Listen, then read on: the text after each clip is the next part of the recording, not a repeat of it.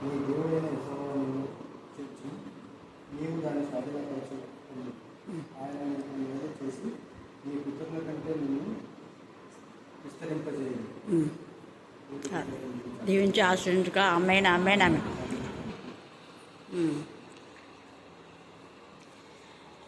God bless you, Samuel. Many more happy returns of the day. May God bless you abundantly. God give you good wisdom, good knowledge and memory power.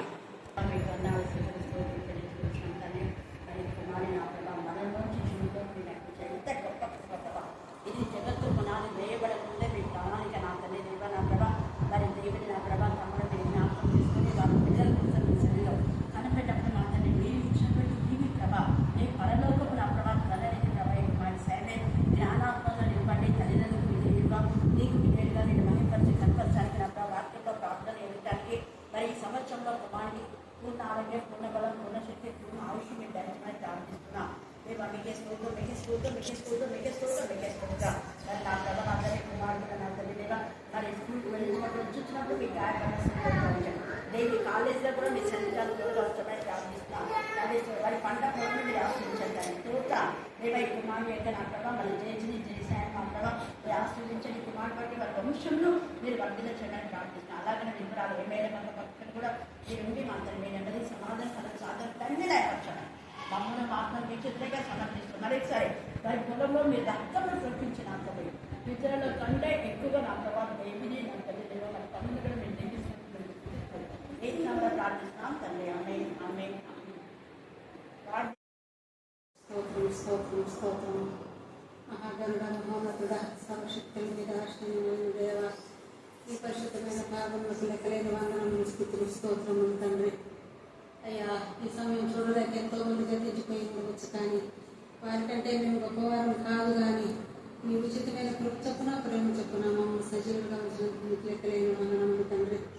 బాబు, ఇక్కడ కూడా ఉన్న ఒక్కొక్కరిని జ్ఞాపకం చేసుకోండి. వారి వారి అవసరతను తీర్చిపెట్టండి. హృదయ సరైన దేవుడు కదా బాబు, మాకైతే తెలియదు, కానీ అంతరంగాన్ని పరిశోధించే దేవుడు కదయ్యా. సహాయం దయచేయండి. వాళ్ళ అవసరతను తీర్చిపెట్టండి. పొట్టి వారిగా వచ్చి ఉన్నాము తండ్రి నాయన, మిమ్మల్ని మోసుకొని పోవారుగా చేయండి తండ్రి యేసురాజా. ఇక్కడ నాయన మీ ఆత్మను కుమ్మరించండి. ఈ ఆవరణ అంతా మీ ఆత్మతో నింపండి. ఒక్కొక్కరితో మీరు మాట్లాడండి, దర్శించండి. అయ్యా, మా కోసం మీరు ఇచ్చిన దైవదాస్త్రాలు జ్ఞాపకం చేసుకోండి. బాబు, బిడ్డని అభిషేకించండి, ఆత్మీయతో నింపండి. ఇక్కడ అద్భుత కార్యాలు జరిగించండి తండ్రి యేసురాజా. ఆయన బిడ్డను ముట్టండి, తాకండి. ఆయన ఈ గృహం చుట్టూ, ఈ దేవాలయం చుట్టూ మీరు దూతలు కావాలి ఉంచండి. యేసురాజా, సహాయం దయచేయండి. అయ్యా, డ్యూటీ నా వంతు కానీ నా వల్ల ఏమీ కాదు కదా తండ్రి. సమస్తం చేయగల దేవుడు నీవే తండ్రి. బాబు, మరి ఆయన మా కోసం ఏమై ఆహారం సిద్ధపరిచి ఉన్నారో ఆయన ఆహారాన్ని తిని నెవరు వేసుకుని వాక్యానుసారంగా మేము జీవించటకు సహాయం దయచేయండి బాబు. ఆయన పెద్దమైన మాటలు పలకకుండా యెషయా పెదవులను కాల్చినట్లు మా పెదవులను కాల్చండి తండ్రి యేసురాజా. మీ వాక్యము కత్తి వలె ఖండించును, సుత్తి వలె సరిచేయను దేవా యేసురాజా. మమ్మల్ని సరిచేయండి, మా విధేయతను మన్నించండి. మీరు మాతో మాట్లాడండి, మమ్మల్ని దర్శించండి అయ్యా. ఈ కార్యక్రమం ఆది నుంచి అంతం వరకు నాయన మీరే ఆయన అధ్యక్షత వహించండి. రావాల్సిన వారిని త్వరగా రప్పించండి. ఆయన రాలేని వారికి మరొక తరుణం దయచేయండి తండ్రి యేసురాజా. ఆయన మీరే నాయన నా ప్రార్థన ఆలకించి ఉన్నారని ఇచ్చిన ప్రార్థన మీ సన్నిధిలో చేర్చుకున్నామని ప్రభు యేసు పేట వేడుకుంటున్నాను తండ్రి.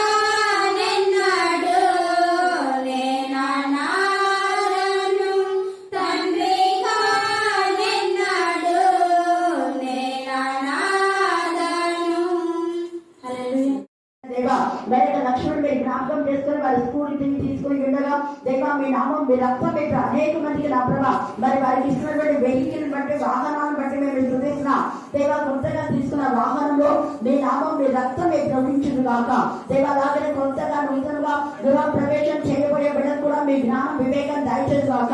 నేను నూతనంగా వివాహమైన బిడ్డలకు నా తండ్రి మీ జ్ఞానాత్మతో మీరు నింపడి ప్రభా వారి వివాహ జీవితం మీకు మహిమకరంగా ఆశీర్వాదకరంగా సంతోషంగా ఘనముగా మీ నామ ఘనతల మీదే వారి జీవిత పరుగు పందెంలో ముందుకు సాగడానికి మీ కృపా సహాయం దయచేసి గాక దేవా. మీ వైపు చూస్తున్న తండ్రి వారు అడుగులు వేయడానికి మీ జ్ఞాన వివేకం దయచేసి గాక.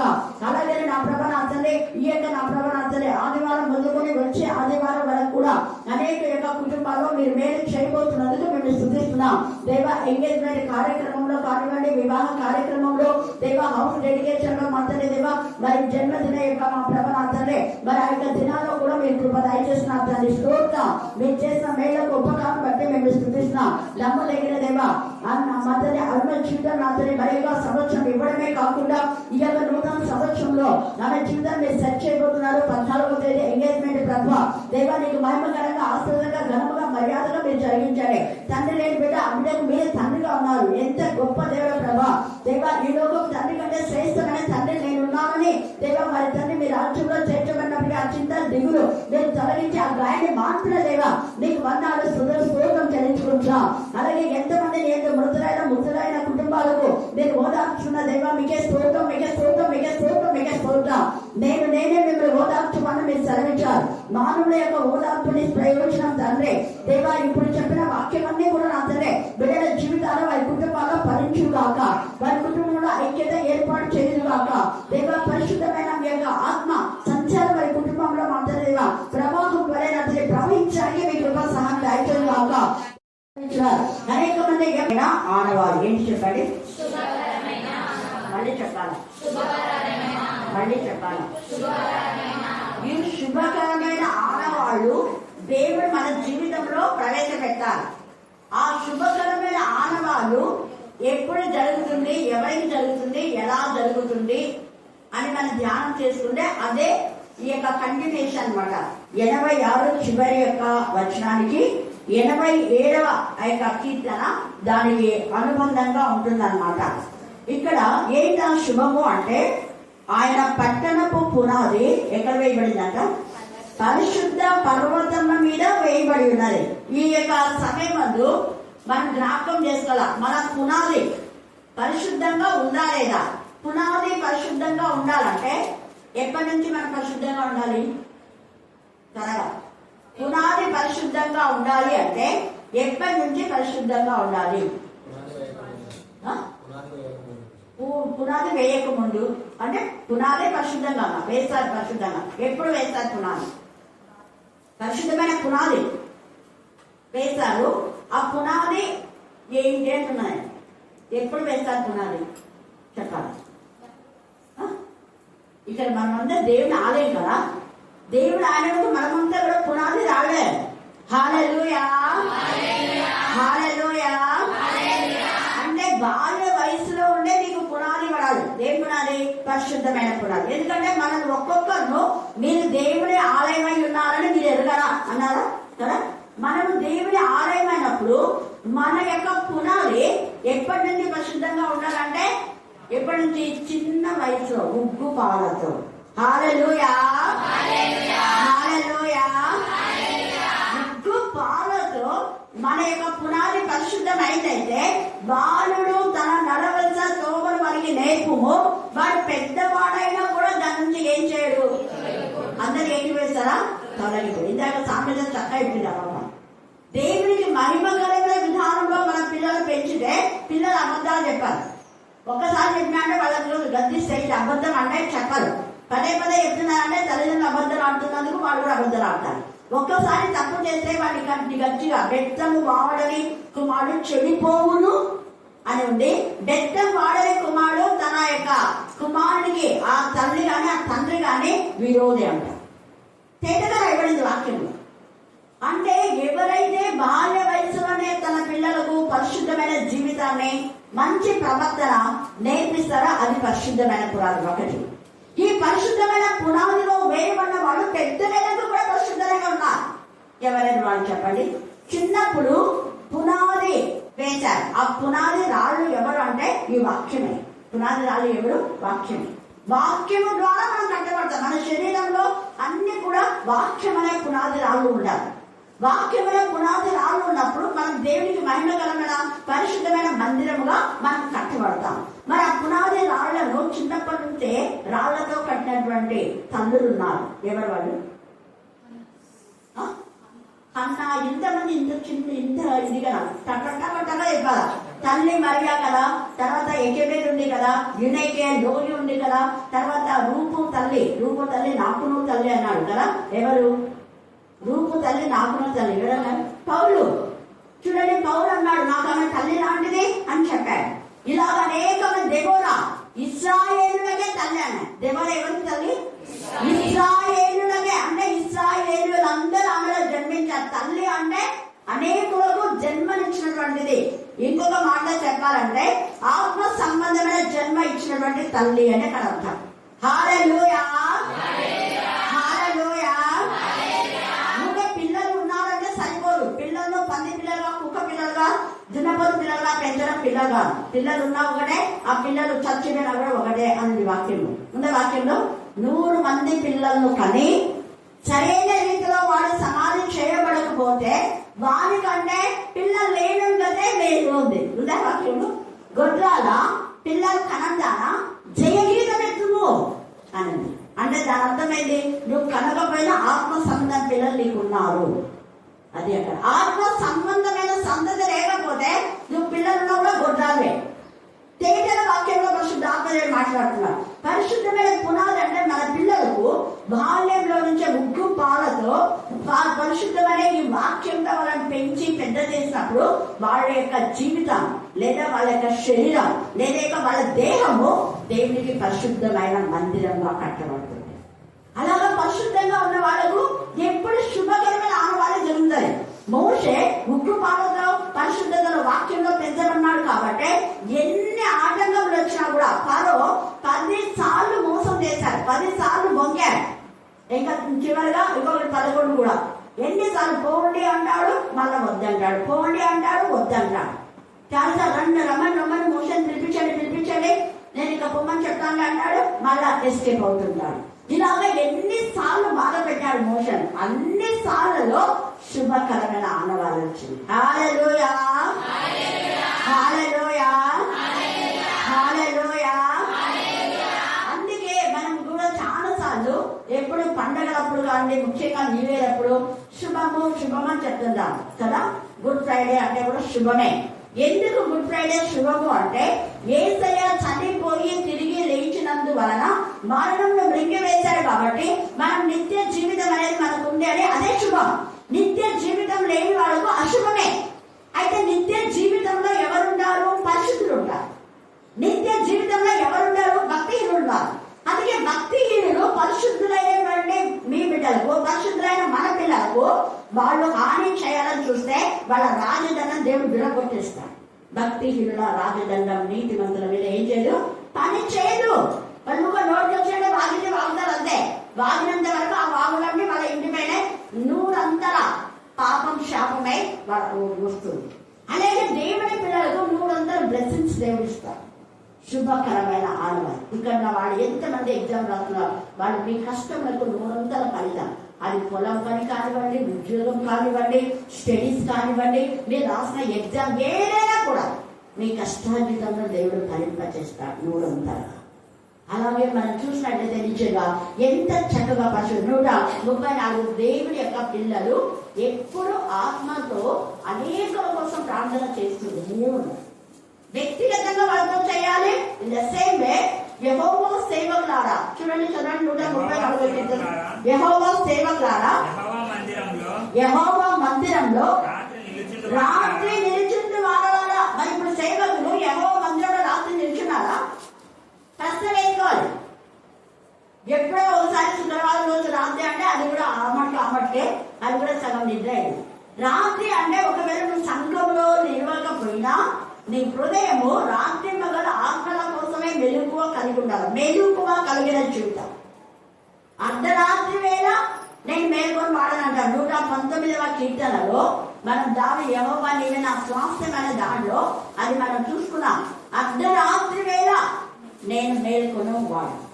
ఇంకొక చోట అన్నాడు, రాత్రి వేళ నా ప్రార్థన నేను ఎదుర్కొని, ఉదయమందు నా ప్రార్థన నేను ఎదుర్కొని కావాలి. రాత్రి వేళ నేను ప్రార్థన చేస్తా, ఉదయమందు కూడా నేను ప్రార్థన చేస్తా. నా ప్రార్థన నేను ఎదుర్కొన్నా. ప్రార్థనతో నేను నీకు సెల్యూట్ చేస్తున్నాను లేదా, నీ దగ్గరికి వస్తున్నా, నేను స్తుతిస్తున్నా. స్తుతులతో వేకువ లేచి నేను స్తుతించిన కొవ్వు మీద దొరికినట్టుగా. వేకువ అంటాడు దావీదు, రాత్రి అంటాడు, అర్ధరాత్రి అంటాడు, మనం ఉదయం అంటాం.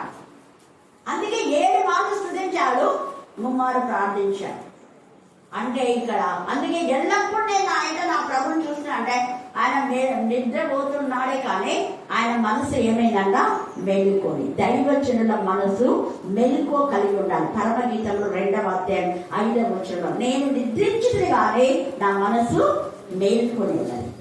ఎల్లప్పుడూ సంఘంలో ఉన్న వ్యక్తుల కోసం, కుటుంబాల కోసం అనేక మంది వాళ్ళ పేర్లను మనం ఎత్తిపడుతూ ప్రార్థన చేయాలి.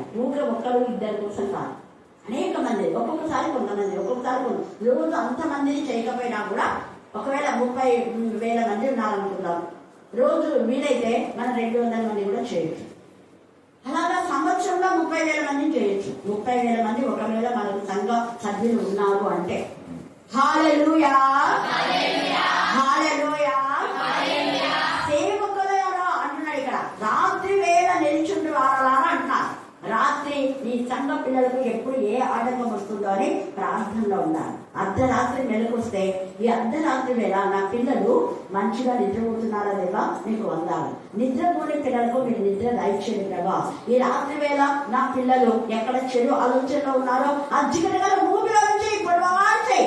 ఆకాశం అనేది నువ్వు ఆశ్చర్యమైనావు, మహాకాశం మీరు పట్టజాలి, కానీ అక్కడి నుంచి పొడవాల్చే కిందికి చాపే వాడు భూమిలో కూరుకుపోతున్నాడు, వాడి పాదంలో దిగిపోతున్నాడు, పైకి లేవనెత్తుదేవా పాదంలో నుంచి నా పిల్లలు ప్రార్థన చేయాలి. అర్ధరాత్రి వేళ ఎలా ఉన్నారు నా పిల్లలు?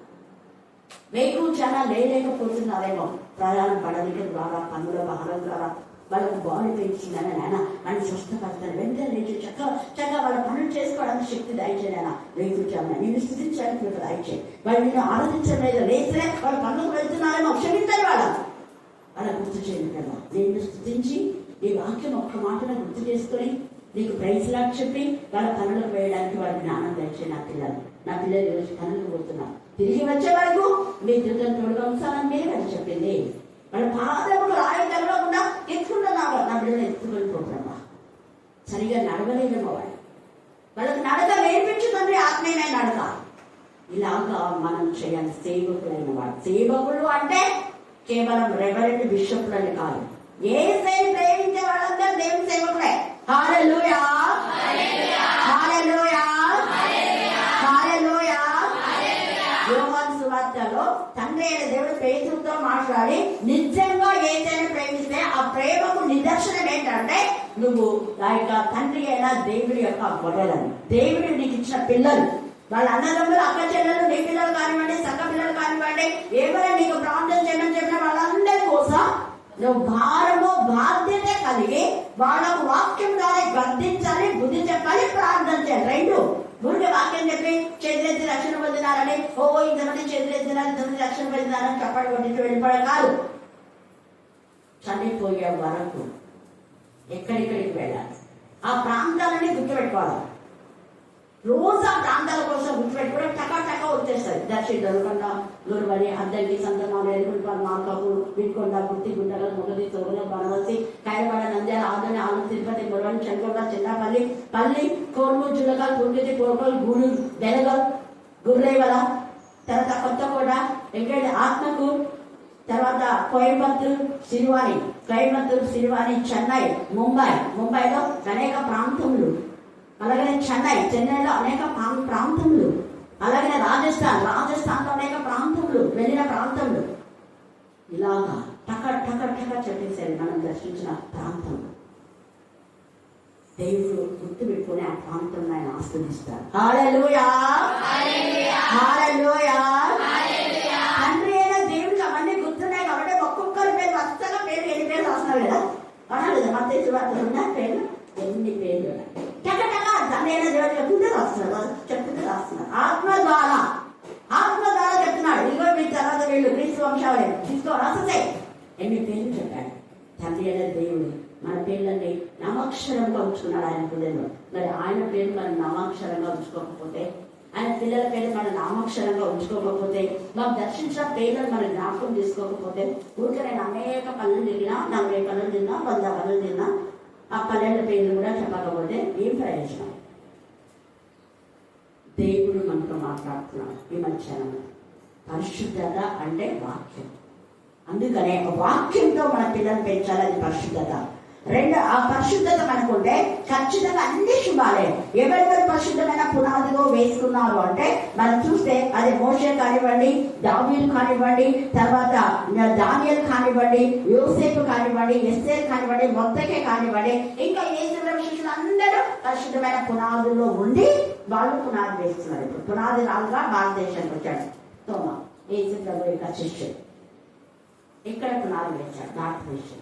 మనం అనేకులకు పునాది వేయాలి. మన చుట్టూ ఉన్న పిల్లలకు మనం మంచి పునాది వేస్తే వాళ్ళు ఎలాగో ఉంటారు అంటే చూడండి. అప్పుడు మనం ఏ పునాది అయితే వేసామో ఆ పునాదులు దేవునికి ఇష్టమైతే ఎన్నో సంఘాలు ఉన్నాయి.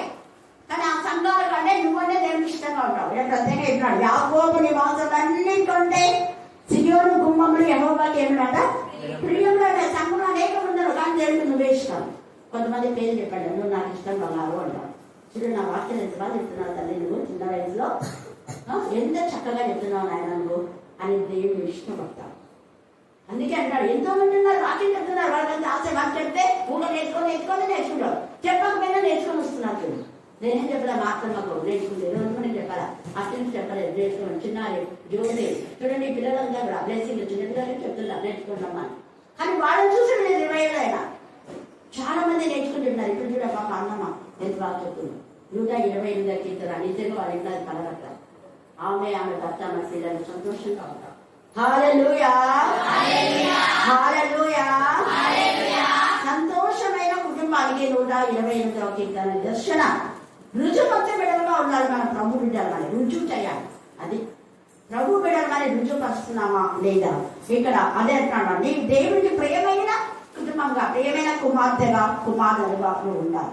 దేవునికి ఇష్టమైనటువంటి కుమార్తెలు దేవుని గణపరుస్తారు. నెహెమ్యాలో మనం చూస్తే అక్కడ కుమార్తెలు కూడా దేవుని మందిరాన్ని బాగు చేస్తారు. ఇంకో రోజు మనం ధ్యానం చేస్తున్నాం, అది టైం లేదు ఇప్పుడు.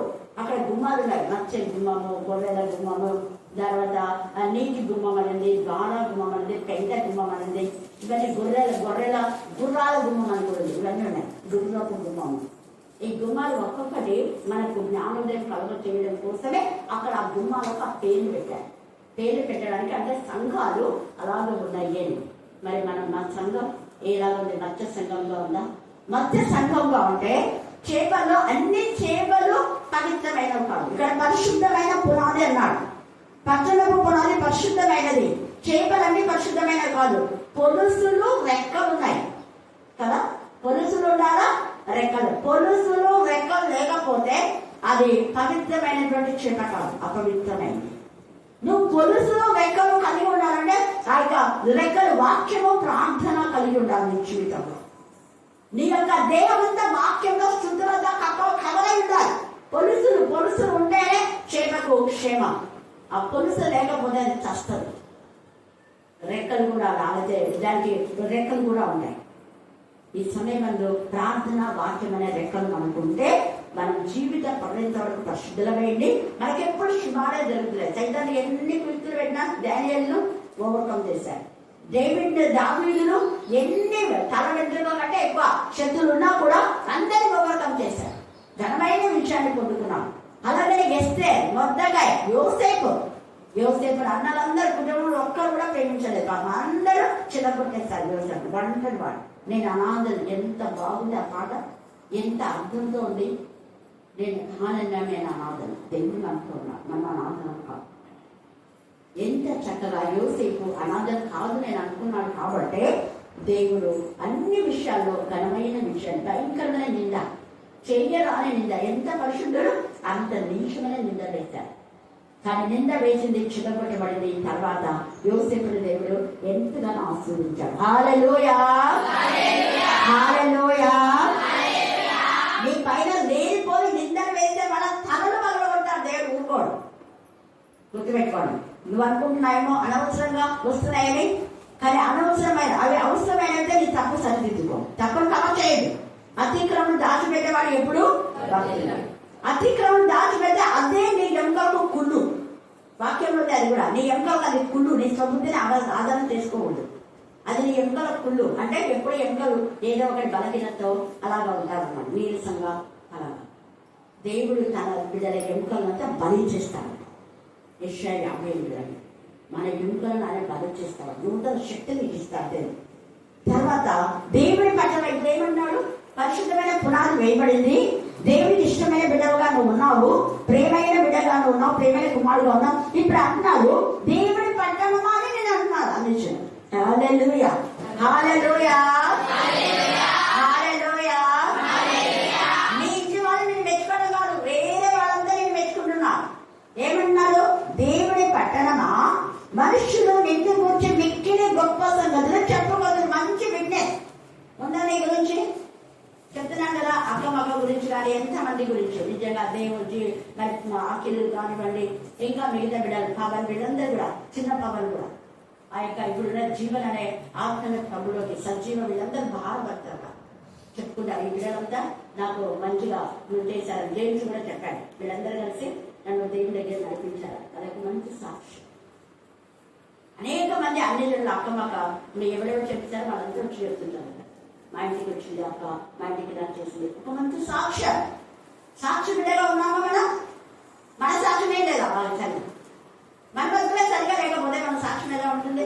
సాక్ష్యం ఉందా నీకు? చూడండి ఎంత చక్కగా దేవుడి పట్టణమా. నిజంగా చెప్పాలంటే ఇక్కడ అక్క ఉంది కదా, అక్క ఎంత భారము బాధ్యత అంటే వాళ్ళ ఏ అక్క మీరు ఏమి జిల్లా వినకన్నా ఐరన్ బండ ఆయన నాయన చెప్పేవాళ్ళ నాకు అందరికీ నచ్చలేదా? ఐరన్ బండ వినకంటే ఎందుకో మనం గుర్తుంటుంది నాకు. వినకన్నా గంజిల్లా, గంజిల కూడా మీ ఇంటి దగ్గర అది ఎక్కువ గుర్తుండదు. గంజిల నుంచి ఒక తాత వస్తున్నాయి, ఎర్రగా ఉంటాడు. ఇక్కడ అంతా ఆ మచ్చ నాకు బాగా గుర్తున్నాను. ఎందుకు తాత నీకు అట్లా మచ్చ ఆ వీళ్ళ నాన్నకు మరి బంధువు ఏమో తెలీదు. ఆ ఇద్దరు వృద్ధులు వచ్చారు, అక్క వాళ్ళ నాన్న ఆ తాత. ఇద్దరు బియ్యం అది మూసుకొని వాళ్ళకి ఎప్పుడు సోమమస్సులు పండుతున్నాయి. బియ్యము అవి తీసుకొని వస్తున్నారు. ఎందుకు తగ్గ ఒకమంది ఏంటి చీమలు నాకు తెలియదు కదా, ఏమని చీమలు ఉన్నాయా తాత ఎందుకు వస్తున్నాడంటే కాదమ్మా చిన్న చిన్న పుల్ల అనేటివి అమ్మతండి అంటారు, అది వచ్చి ఇట్లా అయిపోయినాయని చెప్తాను. ఆ పేరు ఇప్పటికీ నాకు గుర్తుంది. ఎంత మంచి స్టైల్ చేశారు తాత వాళ్ళు. వాళ్ళంతా కూడా అప్పట్లో అక్క వాళ్ళందరికీ వాళ్ళ తమ్ముడు ఇప్పుడు ఉన్నారు కదా, వాళ్ళందరూ ఆత్మీయ వాళ్ళ తమ్ముడు పిల్లలందరూ కూర్చోవాలి. రావడానికి ఈమె పునాది వేసింది. వాళ్ళందరూ ఇక్కడ వచ్చి ట్రైన్ చేసుకుని ఉంటుంది. శిశిల ఇంకొక పాప శివాని జయరాణి శివాని అంటున్నాను. అప్పుడు బాగా గుర్తుందా, కొంచెం మర్చిపోయినా. సుశీల బాగా గుర్తుంది. సుశీల ఇంకా పిల్ల రవి అని అంతా వాళ్ళందరికీ ఉద్యోగాలు వచ్చాయి. ఎందుకు తెలుసా? నేను అనుకుంటున్నాను తెలుసు. అటువైపు తెన్నికలు వాళ్ళు కూడా తెన్నికలు వాళ్ళు అక్కడి నుంచి ఉన్నాళ్ళే మొదలుచున్నారు. అయితే ఎందుకు నేను చెప్తున్నాను అంటే మీరు మంచి పునాదేమి. మీ తమ్ముళ్ళ పిల్లలు ఉంటారు, మీ మమ్మరాలు ఉంటారు, మంచి పునాది. వాళ్ళు మమ్మరాలు వెళ్ళకపోయినా ఎవరో ఒకరు ఆత్మీయంగా సుశీల ఎప్పుడు పెడతారు. మా అత్తనే మమ్మ అక్కడ పోయి నేను అక్కడ పోయి మాట్లాడి చేర్పించేస్తున్నాం. మంచి గవర్నమెంట్ చదవాలి. మా తమ్ముడు కాలేజీలో నేర్పించాను అనమాట. ఇప్పటికీ వాళ్ళు గుర్తు తీసుకుంటారు. ఆ పాప పాదాలు నేను కల్పన కన్నీటితో అనే పాట ఎంత బాగా మాట్లాడతారు, ఏవో చేస్తారు. మంచి పునాది పెట్టారు. అప్పుడు నిన్ను గురించి సాక్షి పెట్టారు. మీరే అక్కడ అనేక మంది సింగింగ్ ఏదో వాళ్ళంతా వాళ్ళ నూనె ఇచ్చి పంపించేదాకా అక్కడంతా ఆత్మీయంగా ఎదుగుతున్నానంటే ఒక దేవుడు ఒక పునాది. దేవుడి పట్టణమా ఎదవాడుతున్నాడు. దేవుడి పట్టణమా, మనుషులు నిన్ను గురించి మిక్కిలి గొప్ప సంగతులు చెప్పకూడదు. రాహాబును ఐగుప్తు బబులోను నాకు పరిచయాలని నేను తెలియజెప్పుతున్నాను. అనేక మంది మనకు దేవుడు పరిచయంగా చేస్తాడు. తర్వాత అంటున్నాడు చూడండి, వీరు అచ్చట జన్మించినని అందరూ అంట. ఎచ్చట నువ్వు పునాది వేసిన నీ ద్వారా ఆత్మలో జన్మించాలి. అదే ఎచ్చట ఏసులో అంటే ఇప్పుడు నేను చెప్పిన వాళ్ళందరూ కూడా అనేక ఆత్మలు చెప్పారంటే వాడు యేసు నామం చెప్పారు. వాడు యేసులో వచ్చారు. యేసు నామం విశ్వసించి యేసయ్యను బట్టి నేను వచ్చాను అంటే యేసయ్యలో జన్మించారు. వాడు యేసయ్య తండ్రి అని చెప్పారు. ఒక చెప్పింది, నాకు తల్లిదండ్రులు లేకపోయినా ఆయన నాకు తండ్రి, ఆయన నాకు ఇల్లు కట్టించినాడు అని నాకు సరస్వతి వాళ్ళమని ఎవరొచ్చి ఇక్కడ చెప్పింది. ఆ తండ్రి అని ఎంత చక్కగా చూడాలి. తండ్రి అయినా దేవుడే మా తండ్రి అని అనగలుగుతున్నారు అన్ని. అందుకనే ఏ శైలిలో జన్మించినప్పుడు నూతన జన్మ నీకుందా? ఆత్మలో జన్మించావా? ఆత్మ క్యారెక్టర్ నీకుందా? ఆత్మ సంబంధమైన విషయాలు ఆసక్తి కలిగి ఉన్నామా? మనం ఎలాగున్నాం? జన్మిస్తే ఆత్మ సంబంధమైన జన్మలో, ఆత్మ సంబంధమైన విషయాల్లో ఆత్మీయులతో మనం సహవాసం చేసి పరిశుద్ధుల సహవాసంలో అనుదినం కావున పిల్లలారా అనుదినం నా బల్ల ఎదురు చేరి, నా ద్వార బంధంలో ఎదురు చేరి, నా ఉపదేశం వినేవాడెవరు? ధన్యులు కావాలంటే శుభకరమైన ఆనవాళ్ళు మీకు చూడాలి అంటే పరిశుద్ధంగా ఉండాలి, దేవుని చేత ప్రియమైన బిడ్డగా పిలువబడాలి. అప్పుడు అన్ని జనులు కూడా నీకు మంచి సాక్షులు ఇస్తారు. దేవుడి కట్టనమా నిజంగా దేవుడి పిల్లలే, నిజంగా దేవుడి పిల్లలే అని సాక్ష్యం ఇస్తారు. తర్వాత మడిగా ఎత్తది ఆమె దేవుడి బిడ్డలేక మీరు ప్రసాదం ఇవ్వండి, వాళ్ళంతా ఆమె ఇవ్వరు ప్రసాదం ఇవ్వరు. కొబ్బరికాయ కొట్టడం కూడా తన అక్కడ కొబ్బరి వచ్చింది. ఎవ్వరు ఆమె ప్రెజర్ చేయాలి. పెళ్లికి ముందు నుంచి ఆమె ముందే వ్యాఖ్యలు తీసుకుంది. ఇక పెళ్లి అంతా కూడా దేవుడి చిత్తం. అందరూ వద్దన్నారు ఇప్పుడు చేసుకున్నాం ఆమె హస్బెండ్. కానీ నాకు చెప్పింది, అక్క ఈ వ్యక్తి గురించి ప్రే చేయి, ఇతను మంచోడైతే నేను ఓకే, నువ్వు చెప్తే ఓకే అంట. అమ్మ అది చాలా మంచి వ్యక్తి అంటే అక్కడ ఏం లేదు, వాళ్ళకి చిన్న కొట్టం ఉందాక ఎస్ఐ అంటే ఏం పర్వాలేదు, చిన్న కొట్టం కాదు, పెద్ద ఇల్లు ఇవ్వబోతున్నాడు, మంచిగా కొన్ని కోట్లు పెట్టే ప్రాపర్టీ దేవునికి ఇస్తారమ్మా, నువ్వు ఎవ్వరు వద్దన్నా కూడా అతనే చేస్తానా, అందరు వద్దన కేవలం దేవుడి మాట చేసుకుని ఇప్పుడు అక్క జనాలు అందరికంటే ఉన్నత స్థాయిలో ఉంటారు. కొన్ని కోట్లు విడుదల చేసే కృపను దేవుడికి ఇచ్చాను. హల్లెలూయా, హల్లెలూయా. అందరికీ హెల్ప్ చేసే విధానంలో ఇచ్చాడు. ఎత్తైన కొండ కారణం దేవుడికి లోబడితే దేవుడు నిజంగా ఇక్కడ అందరూ ఆమె అడుగుతారు, ప్రే చేయించారు చూడండి. అందుకని మీరు అచ్చున జన్మించినని అందరూ ప్రతి జనం దానిలోనే జన్మించినని సర్వోన్నతుడు తానే నేను స్థిరపరుస్తాడు. నువ్వు పరిశుద్ధమైన పునాది వేయబడితే దేవుడు నీకు నిజంగా దేవుడికి ఇష్టమైన బిడ్డగా ఉంటే అనేకుల గురించి నువ్వు ఆత్మీయంగా నడిచేసే మంచి సాక్ష్యంలో కలిగి ఉంటే దేవుడే నీ జీవితాన్ని స్థిరపరుస్తాడు. ఎవరో స్థిరపరచిన అవసరంలా. అప్పుడు నిన్ను గురించి కూడా అనేకులు చెప్పుకుంటారు. అప్పుడు యెహోవా జనముల సంఖ్య వ్రాయించినప్పుడు ఈ జనం అక్కడ జన్మించనని, ఈ జనం అక్కడ కర్ణాపీఠంలో రక్షణ పొందారు, ఇంకొక చోట కలాంటి చోట రాష్ట్రకర్త చేసిన అక్కడ మేము రక్షణ పొందాం అని చెప్తాం. అందుకు మనమేమి అనాలి అంటే మా ఊటలన్నీ నీ ఎందే ఉండవని వాళ్ళు. నీ ఏంటంటే వాక్యం ఉంది, దేవుని ఎందే. మన ఊట అంటే అన్ని ఇంకా విద్య, ఉద్యోగము, సర్వ సంపదలు ఆయన ఎందే గొప్పతనం. అది ఊట, అది ఆగిపోయేది కాదు, ఫౌంటైన్. అది ఊటే ఇలాగా ఉండే అలాగా ఉండేది కాదు, స్టేయింగ్ వాటర్ కాదు, అది ఫ్లోయింగ్ వాటర్. ఎప్పుడు ప్రవహిస్తున్నాడు, కింద నిండి కొడుతాం. దేవుడు అట్టి జీవితం మనకందరికీ దయచేయండి. ఆమేన్, ఆమేన్, ఆమేన్. ఈ సమయం అందులో ప్రార్థన మోషణ మనం ప్రార్థన నడిపిస్తారు. ప్రభుత్వాలు సిద్ధపడాలి అన్న ఇక్కడికి